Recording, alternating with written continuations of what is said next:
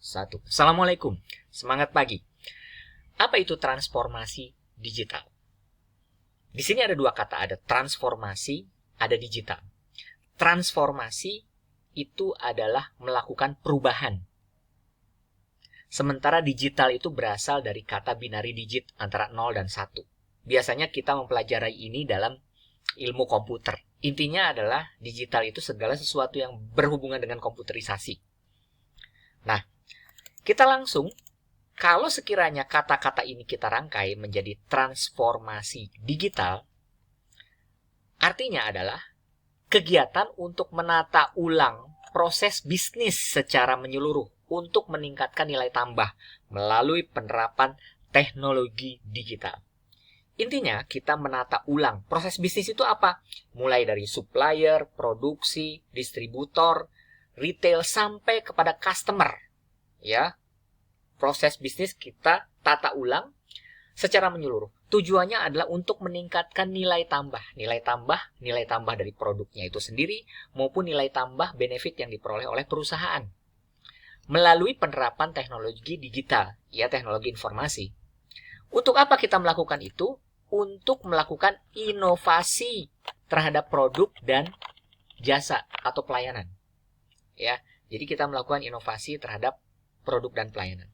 Contohnya adalah Enterprise Requirement Planning dalam supply chain management, di mana perusahaan misalkan menerapkan sistem secara integrasi, ya, informasi antara supplier dengan produsen maupun dengan customer dalam supply chain management. Tetapi apa itu supply chain management kita akan bahas lebih lanjut.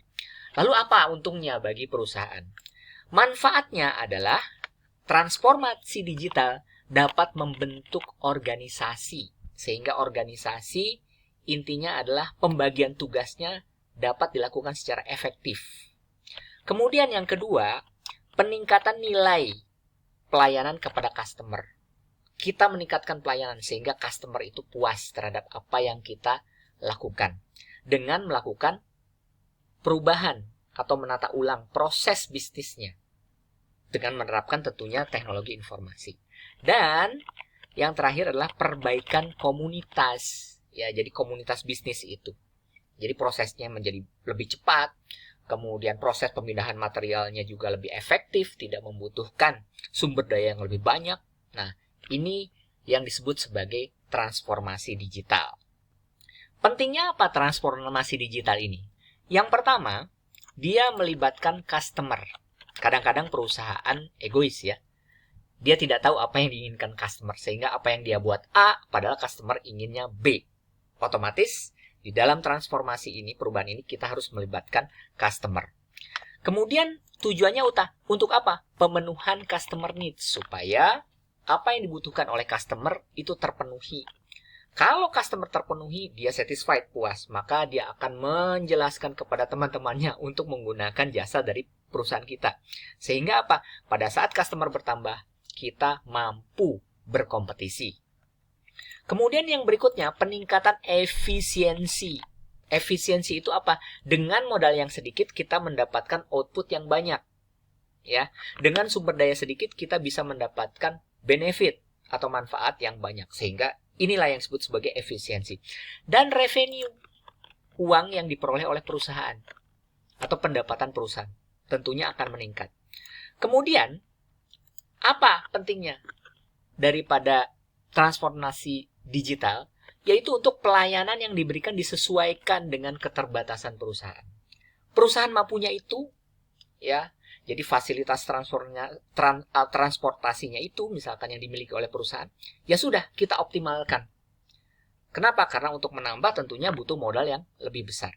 Jadi dengan transformasi ini kita bisa melakukan pelayanan disesuaikan dengan kemampuan perusahaan. Kemudian, apa pentingnya?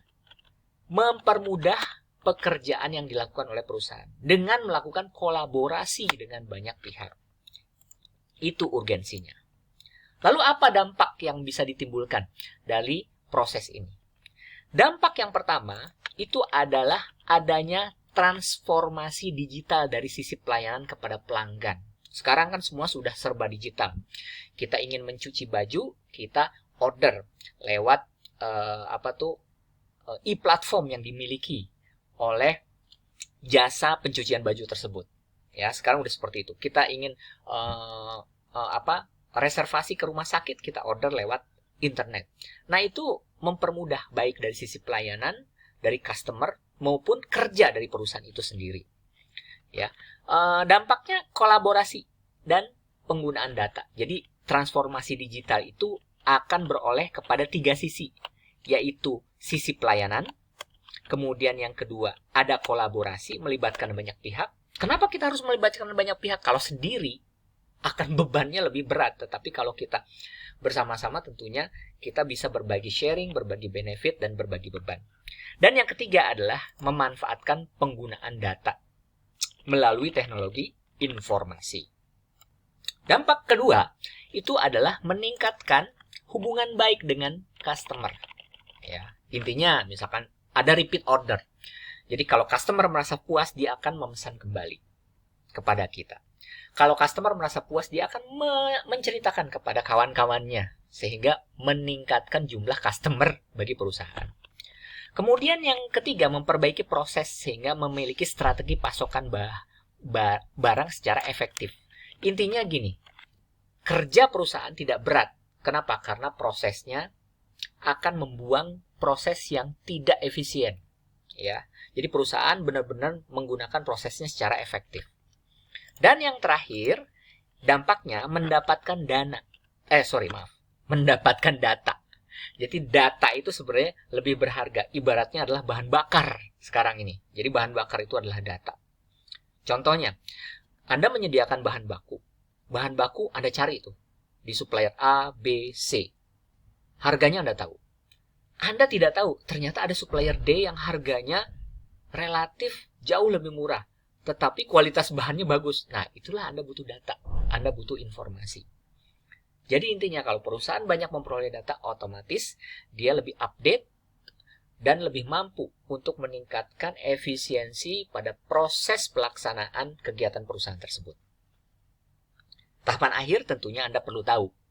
Sekarang ini sudah ada perubahan global sebenarnya. Ya, di awal-awal mesin ditemukan, intinya orang ingin mencoba mencari gimana ya caranya supaya kita tidak dibuat oleh tangan. Tentunya orang mencari mesin untuk mempermudah kerja mereka supaya lebih cepat.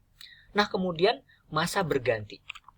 Bukan cuma membuat satu produk, tetapi gimana caranya dalam 1 jam kita menghasilkan banyak produk. Yaitu masa perang dunia waktu itu ya.